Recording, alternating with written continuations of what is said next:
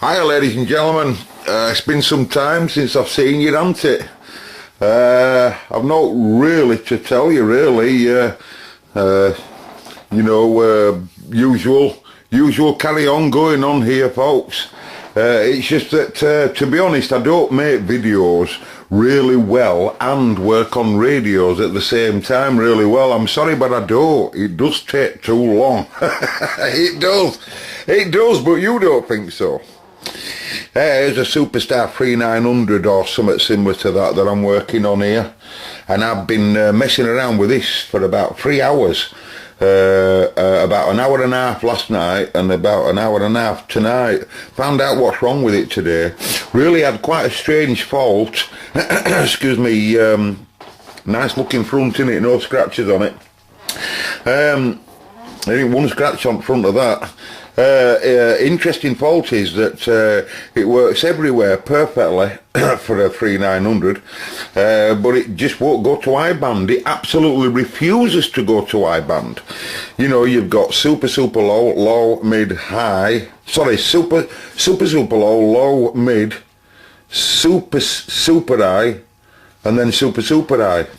And even though it's got 5-6 positions or whatever, it goes to a different band every time, but it just doesn't go to I-band. Not anywhere in the frequency of I-band. Completely misses that whole block out, and also goes higher by an extra band than the radio originally goes to, but yet no wiring had been altered at all. I was really scratching my head. I went ahead in paperwork and lot and really scratching my head. And of course, obviously I said, well, you know, your channel input, this is from channel selector, which I've got out at the moment here. Just pluggable on 3.9. But basically, they're input, program input pins, if you like, from 40 channel coding selector. And then, you know, you've got your two adders. Your two bolt, instead of having all the resistors like you would on a Cobra, you've just got one big block of pull downs there, all tied to one common, and then they're all 4.7K, one at this side, look, and one at that side here. Anyway, knowing that the band pins come up here, there's 5 pins, even though there's 6 bands, there's only 5 high positives. One of them, I think it's when it's on super low band, it just doesn't connect anything, and on the other five connections, it puts 8.2 volt switch supply, front band switch, to different parts of diode metrics that's here. Now then, because it's consecutively in order according to frequency counter on every band, perfect. And no wiring's been changed. I said, well, it can either be, I said it must be either binary adders, either any one of them two that's got a bit of an issue, or one of them pull down resistors that's gone open, doubtful, but it does happen, or a funny dodgy diode. So you can see I've got several diodes pulled up there, and some of them diodes represent high band, or the connections to high band. And lo and presto, exhibit 229710667227114. I think that's the number.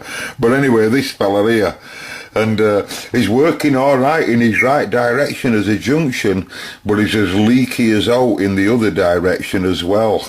And obviously I'm just going to put another diode in and hope that that's the cure of it, but I'll bet you it is. So we'll see later on. Anyway, I just wanted to make a quick video to tell you all that everything's okay here.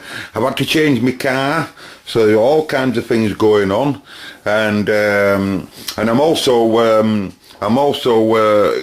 still obviously job hunting, and can't really tell you a lot about that, but let's just say that there's all kinds of things happening at this time.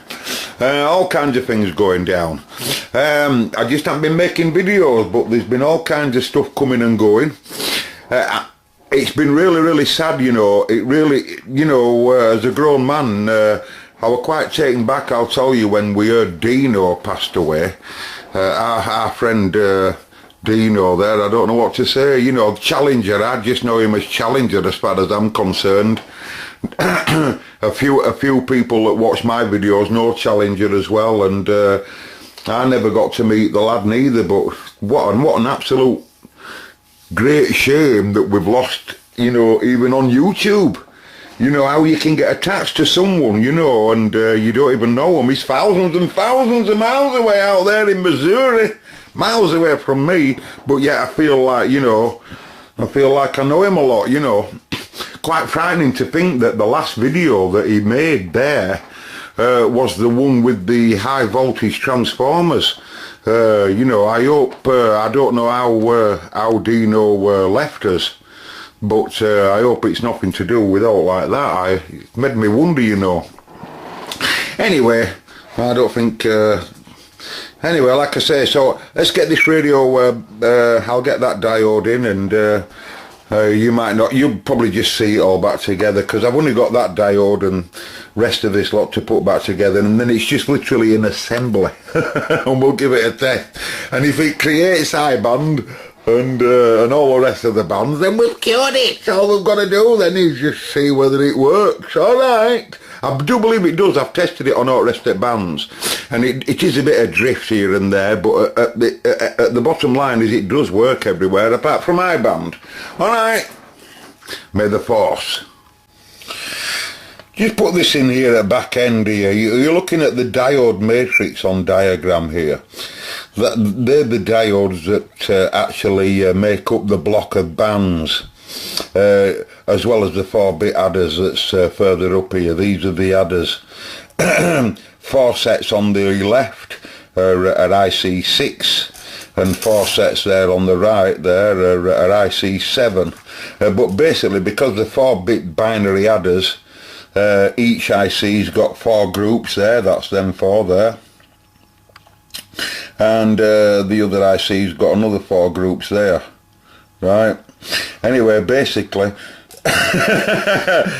we've got an advertisement in the UK that tries their hardest to drill the new telephone number for the help operator if you need help. 118, 118. They're trying their hardest to tell everybody, hey, if you need directory inquiries, it's not 100 anymore, 192 anymore, it's 118, 118. The diode I'm looking for that's leaking like it's bloody leaking like mad, guess what diode they call it, ladies and gentlemen? Yeah, you guessed it, ladies and gentlemen. It's 118. 118. It's 118. I'm telling you, I don't care whether you believe me. Anyway, it is there, I can assure you. 118. 118. That's the diode. There he is. 118. I thought I'd share it with you. You don't have to laugh if you don't want. I know it's pathetic, but hey, 118. I've been looking for you. Yes, I've been looking for you for an hour and a half, and I can't find you in directory inquiries neither.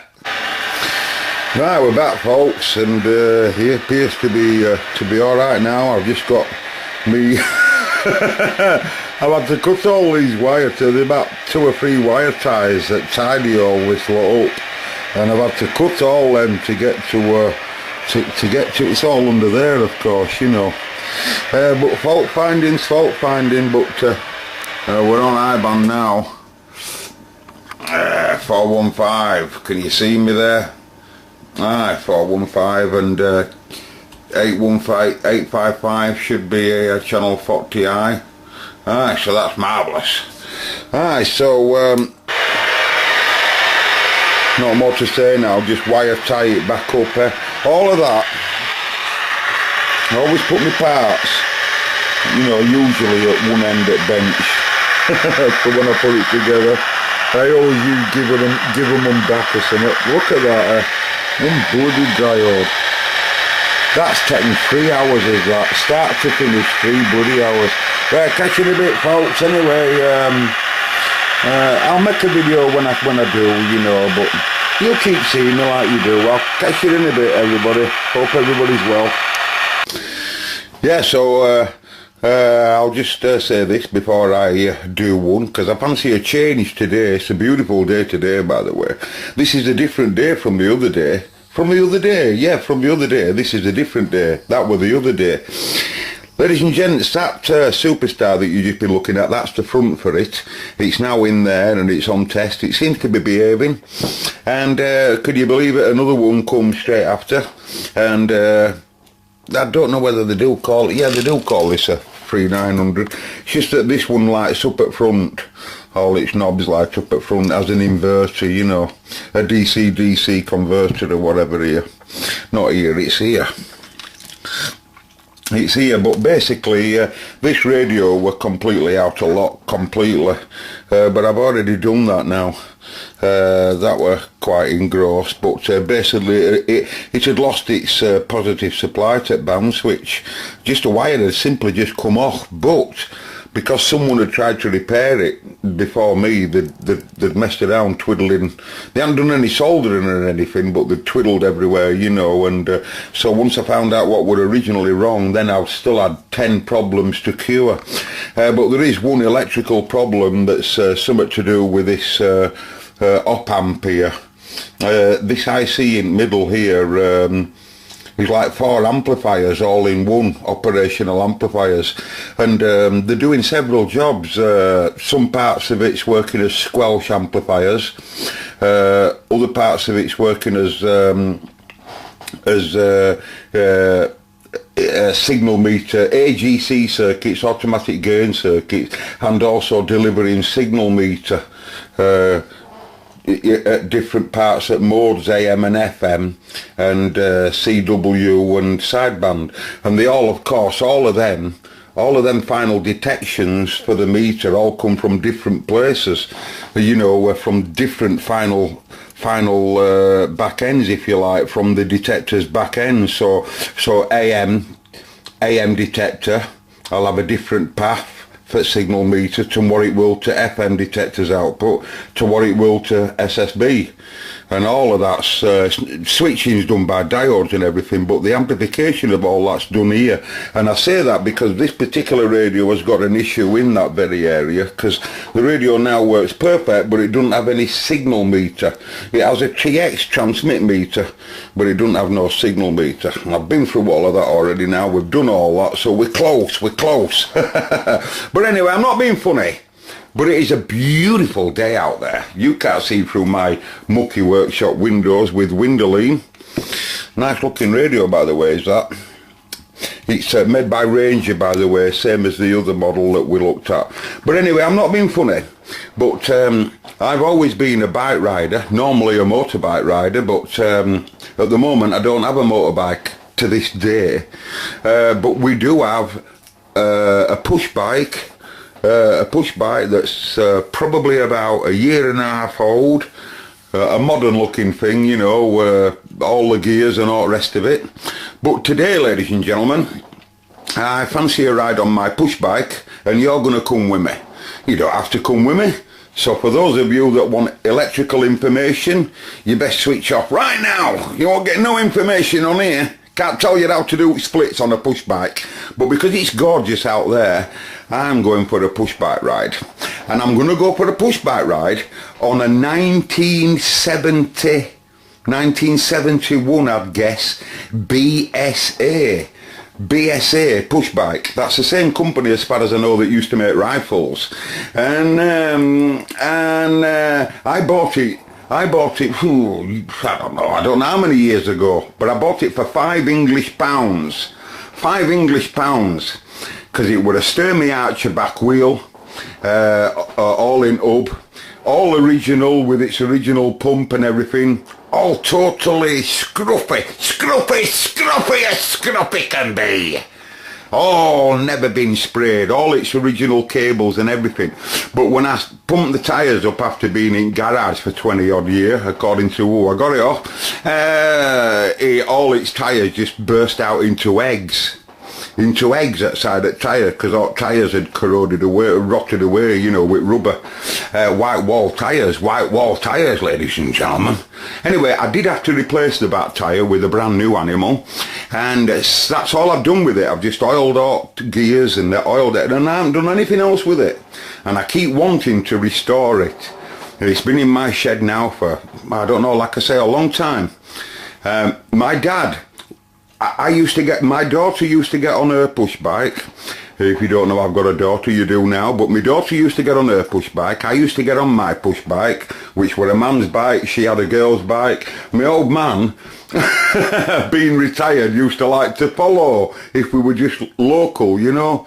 And he used to like riding that old pile. In fact, he loved it. He said it was big, with it being a right old sprung seat. He said it were brilliant. Anyway, come on, let's go for a ride on it. It's a lovely day out there. I'm not going to set the camera off straight from outside our house because there's lots of women that's watching my videos and they really find me absolutely irresistible, and they'll be all outside house, you know, trying to knock on door and stuff, begging for me please to go out with them, go for a ride. I'll be back in a bit. Right, Q1, action. You can see as well as I can see that because I've just been through grass. Grass all over the slippers. Anyway, I'll show you in a bit. But you can see it's all original. It's just a basic pile. Anyway.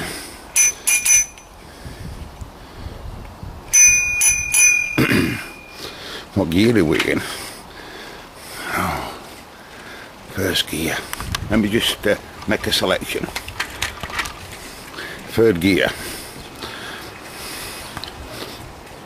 Okay.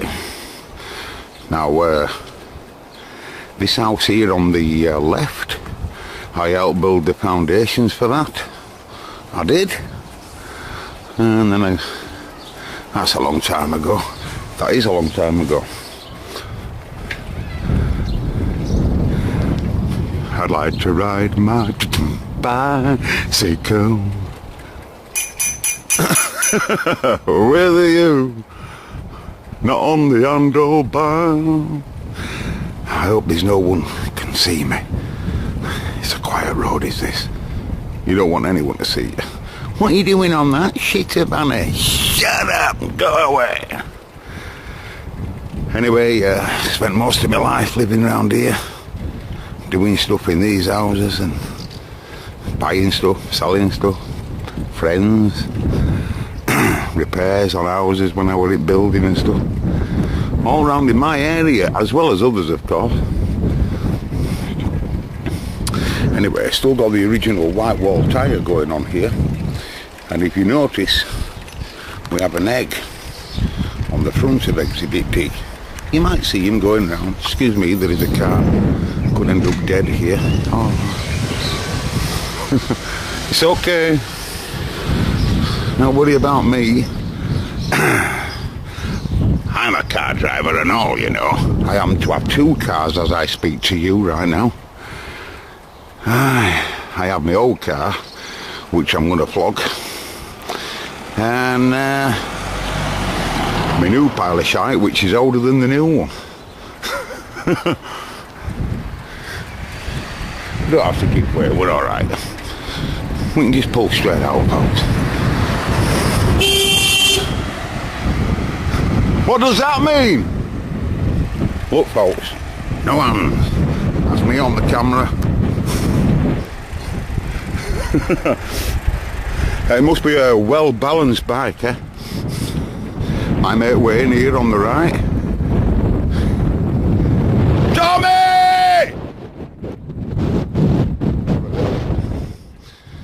This is the road, by the way, that's in that video. Yeah, kid's laughing. That's on the video when I crashed, and the bird looking there on the corner. I'm going considerably faster than what I am now. The house has all changed since. I can remember all these, by the way, these houses here. I can remember all of these being built. Absolutely all of them being built. I was only a kid at the time, but we used to play in them all. We used to play in them all as kids, you know, in building side. I mean, I didn't do any damage, but I bet there were some kids that did, but I swear I didn't. I just used to play on scaffolding and stuff. All my other mates were. Victoria there. You don't know Victoria. That's irrelevant.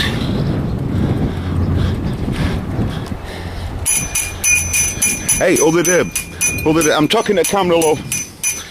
Other day, right, cut a long story short, I'm riding right close to an old woman, right? I'm riding right close to an old woman, and I thought I'd test the bell. She were walking in the middle of the road, and I thought I'd test the bell, right? She were in no danger, but I was coming up right close behind her. She obviously couldn't see me. Anyway, I got right close to her and I went, and she did not hear a thing. She didn't hear a thing. Okay, clog it now, clog it, give it some gear now.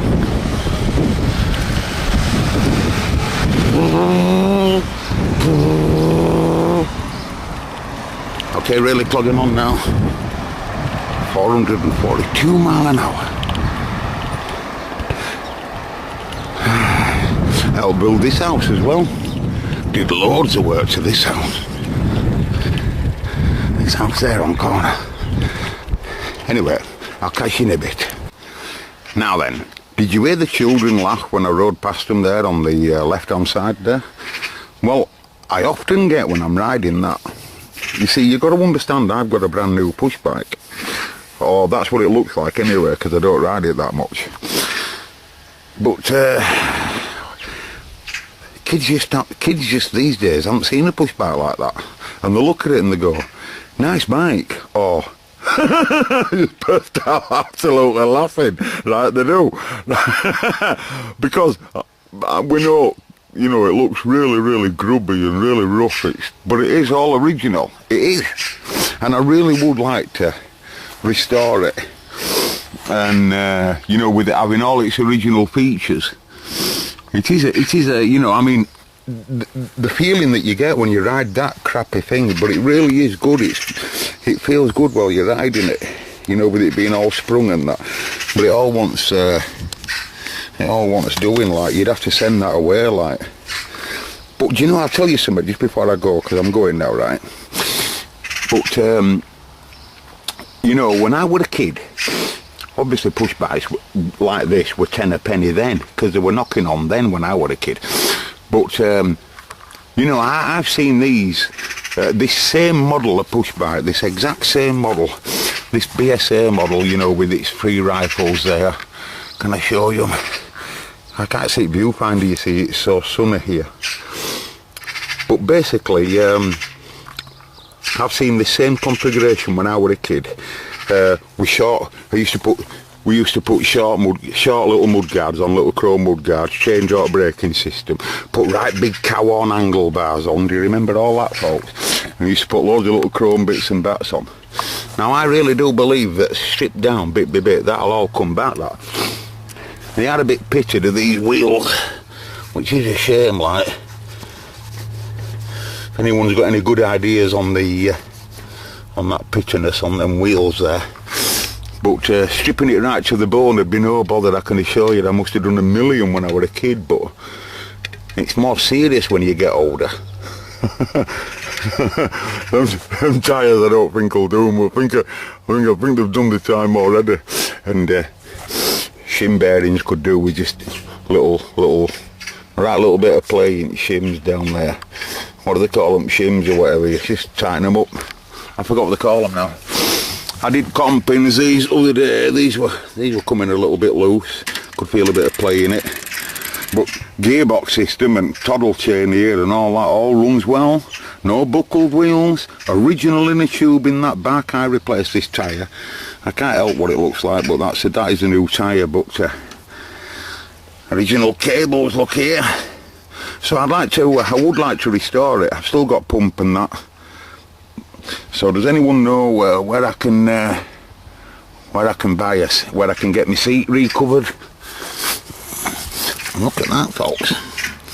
Still got nipple on end of brake cable thing here. I reckon there might even be original brake box. I don't know. Anyway, goodbye anyway. Who wants to fix superstars when weather's like this? Auf Wiedersehen. Okay, so that's the bike ride over, and back to problem in hand now, ladies and gentlemen. And here I am now. That's the Superstar that had the well, that's the one that we needed to wire tie back up anyway. That's the one where it had a binary problem, okay, after it had been messed around with anyway. But anyway, that's back to normal now, and I've got that on the bench today for you. I've tested it in there as well as on here, and it seems to be very happy. Its receiver's not spread very well, you know, it goes a bit deaf at bottom and it's a bit wick at top, you know, it's a bit like that, but hey, so that'll have to be set up. Anyway, this is the other one. Let me just show you the two here. That's the one that we've already got working, and this is the other one that I said to you earlier that works perfectly fine. Well, it don't. On looking at it, I thought it just had a signal meter problem, and I also thought it was just slightly a bit deafer than the other radio, the other 3.9, and I also thought that there was something wrong with the squelch. And I also, when I went to listen to SSB, I noticed that some of the lads that were talking there sounded a bit groggy and didn't sound very smooth on SSB. And I also noticed that when I went to lower side, the carrier offset on lower side there were miles off. But you know, just by listening to the tone of it. But anyway, not worried about that. Trying to get the radio signal meter working, right? So first of all, I told Marconi to inject its normal signals, and I've got that basically set up right now to do just that, right? Now when I turn the squelch up, I've got two speakers in the workshop today, lads. I've got that one working the this Superstar, and this speaker here working this animal here, okay? Turn that one down. Now then, I have got to see, what you're listening to there now is you're listening to a signal going in from Bill, but I'm not telling it to produce any audio. I've got the audio generator at 50%, but it's switched off. I'll turn audio generator on and you'll see what I mean. Right, but I am putting a carrier, a big signal, 151 microvolts, putting a carrier in, right? And this might be a bit confusing, so if those that don't want to follow me, now the reason why I put this on the bench today is because the fault that's wrong with this is what I call very interesting, right? I was studying it after the bike ride, and I said, oh, it's unusual. After we'd done some injection, I very soon realised that the receiver is deaf outside of Bill, and that we do have no AGC, no automatic gain control. That's why in previous video I mentioned that regarding this op amp here. It's got 4 op amps in, but only 3 of them I believe are used. One works as an AGC buffer, I believe. One works as an AGC amplifier, and one works as a something to do with signal meter. Has it something to do with squelch? Something to do with squelch. But all of them 3 main commands, what I'm talking about, all come from the final outputs of all the detectors, whether it be your SSB detector, your product detector, you know, your carrier, you know, from your carrier after the two are mixed together, whether it be from your AM detector, which will just be a diode in this case or something, or whether it be from your FM detector here. Wherever you're going to take your audio from, once it's been decoded, it gets sent to volume control. But in this case, we can hear the carrier, and you can hear a bit of noise in it. You might be hearing this. It's a fluorescent lamp, you see, is this, so it will produce a bit of noise when there's no proper aerial like this. But anyway, basically what I'm trying to get to, folks, right, is all at that same area there, what I call nearly the heart of the radio, not the VFO. This, you know, this is just keeping all the frequencies in place, if you like, but this is really where a lot of the radio after the receiver, you know, and the two mixing stages going on in here. all the final outputs, if you like, come here. And then they all get broken up to which mode you want to actually listen to. And the signal meter gets derived off there at the same point, and the squelch circuit gets derived off there at the same point, and so does the AF, the audio, and the AGC. Because the radio must have a way of knowing on whether you've got someone parked outside your house at a big 500 watt station like Charlie Oscar or something, and he's outside your house with his amp on, and then you're also in a freeway conversation talking to someone that's at top of hill and he's only on a milliwatt, but he's miles away. Well, your receiver's got to be able to have a way of controlling the big signals and the weak signals and controlling the stage gain, right? Basically what I'm trying to say is, at the moment on this radio, we should be seeing a big signal like Bill. Can you see him? He's the same radio on the same frequency basically. And you can see there we've got just over an S9 or something like that. And if we could come across to Tony there, you can see Jack. Nothing. Nothing. Right? I'll turn the signal on and off. Oh, not on set mode RF. Oh, I pressed wrong button now. RF generators. Level.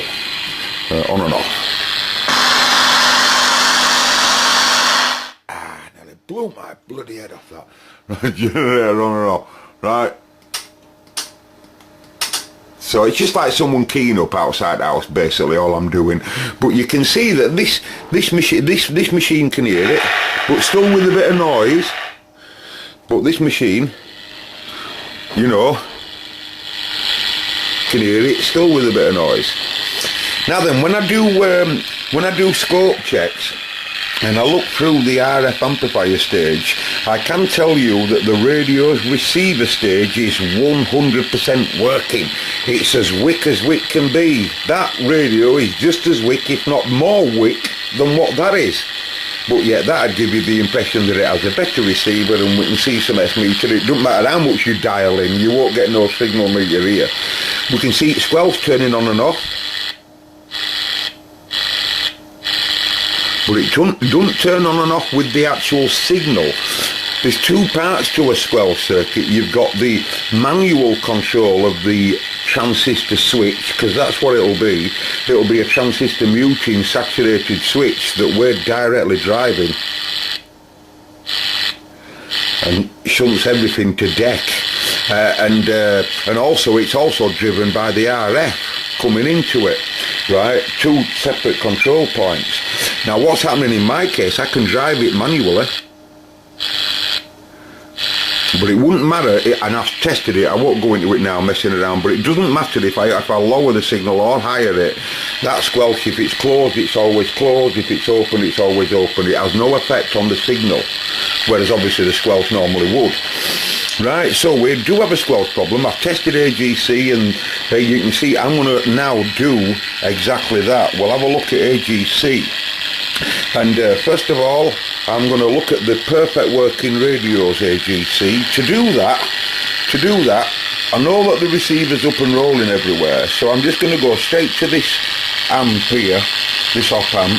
I'm going to go to pin 5 with the generator switched on, producing a signal but with no audio being produced. Okay, so there's multimeter. Pin 5. I'll just bring that down a little bit, please, so I can see what I'm doing. Hang on a minute. 1, 2, 3, 4, 5. Okay, I'm not on pin 5. You carry it out, I can't be. Must be the other way around. 1, 2. Oh, no, 1, 2, 3, 4, 5. Hang on a minute, folks. Just let me shut the camera up a minute. Just hang on. Don't know why I did that, folks. I don't know why. I were on 8 volts, but I shouldn't have been. Now let's do that again. 1, 2, 3, 4, 5. That's right. That's what I expect to see. Right, now then, it's going to be difficult this, right? While I've got my hand there holding on to pin 5. Looking at my meter. Right now then, I've set that purposely. I've set the generator's level to match this, just so it's easy for you, right? But basically what you've got there is just under 1 volt. Just under 1 volt on pin 5. Now watch what happens when I turn the generator signal off. In other words, my mate outside keying up. Right, I'll just turn it off, hang on. Oh, it blew my head off again with volume. Right, sorry about that, to let go of camera. But you can see now it's rapidly gone down. Alright, I'll turn my RF on again.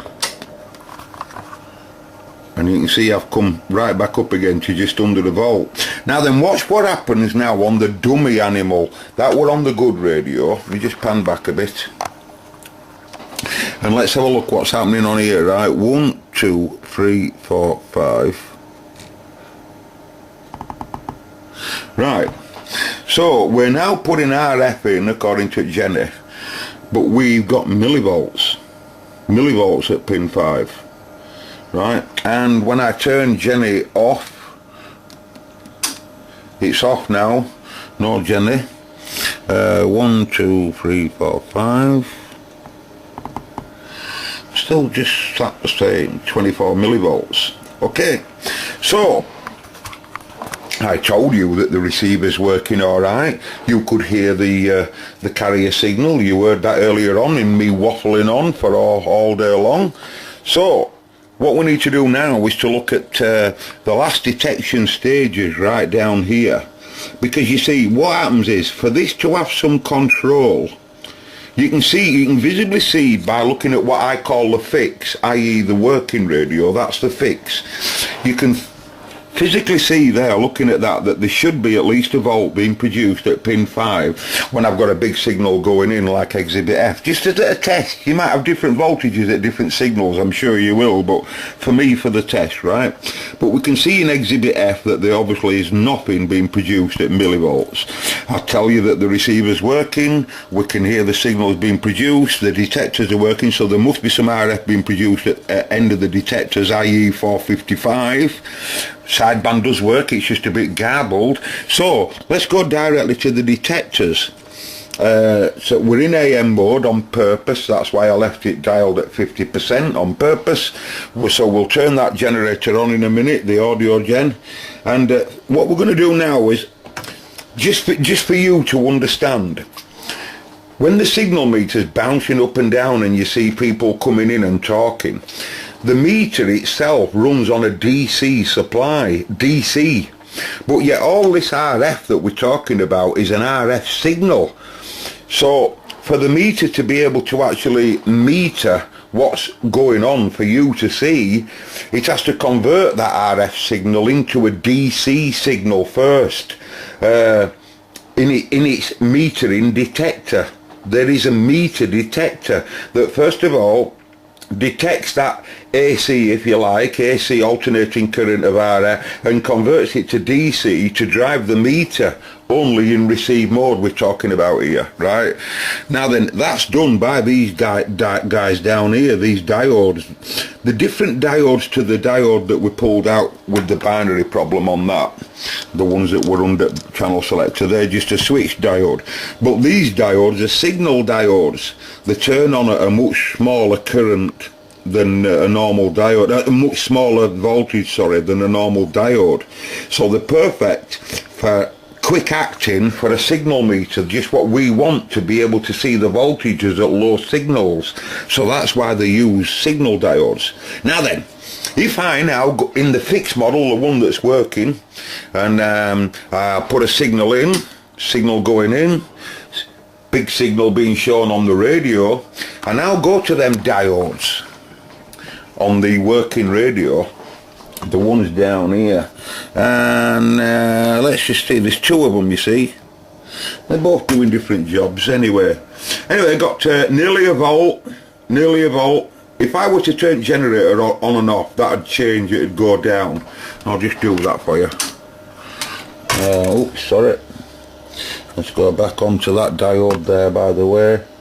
Can they see what diode I'm on? There, the one that's the diode 12, is it? But can you see that voltage? See how it's changed now? It will have a threshold point. Turn it back on again.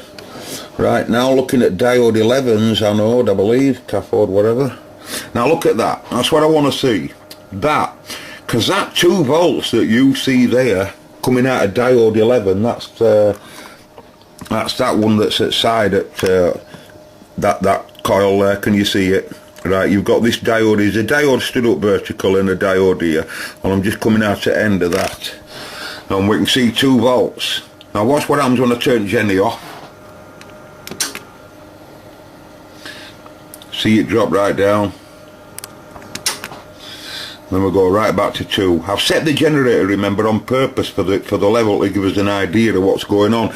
Now then, that 2 volts right from there, from that diode, when we look at the diagram, it makes its way all the way up through this capacitor here, which is cat 33. This one here, this you can just see stood up, and then eventually through a little bit of a network to whatever it needs it for, and then to pin 5. Now then, when I go to that same diode here on exhibit F, right, I've still got the signal going in, by the way, but I see bugger all 23 mil. That's the same as what I saw, if you noticed, up at pin 5. And remember, this diode is the driving point for that IC when it comes to carry a signal, right? So we have a problem with AGC, we have a problem with signal meter, we have a problem with poor receive.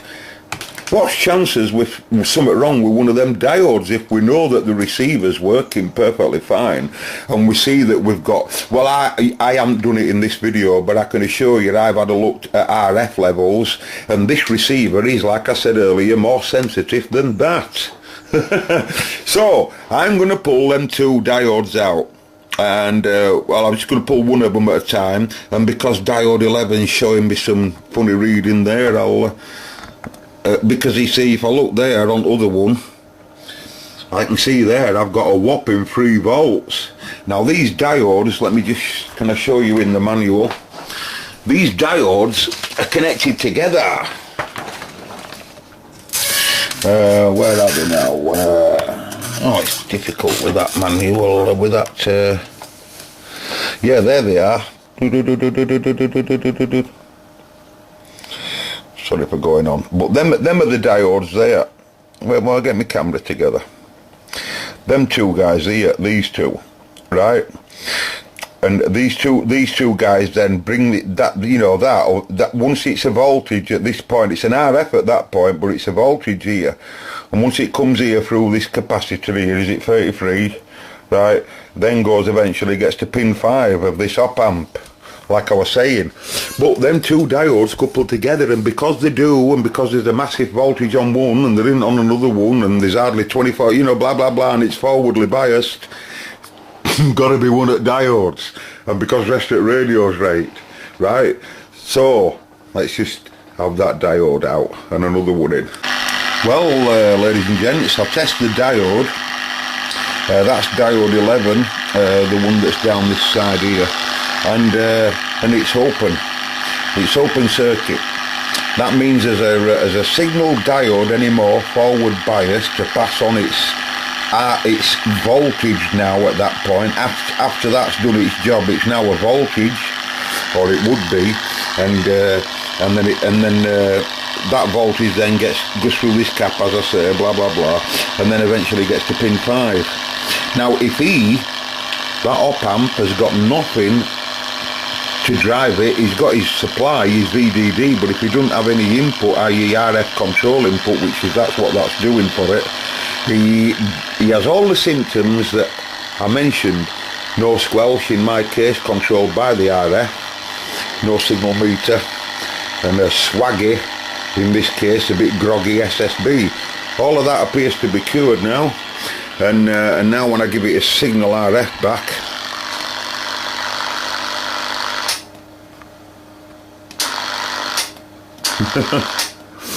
and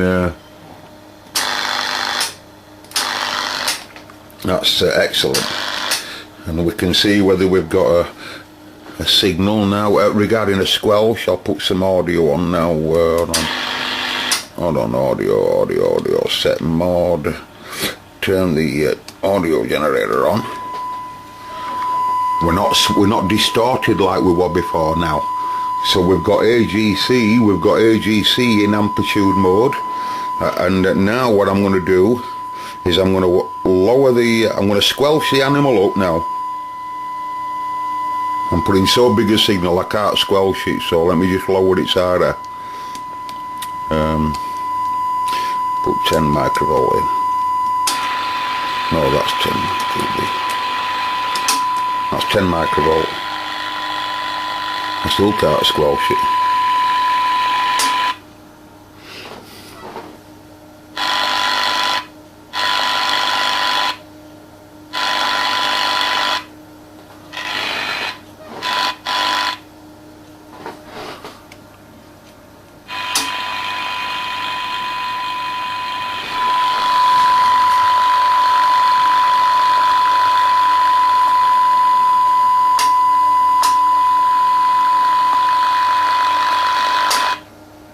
Yeah, not wrong with that.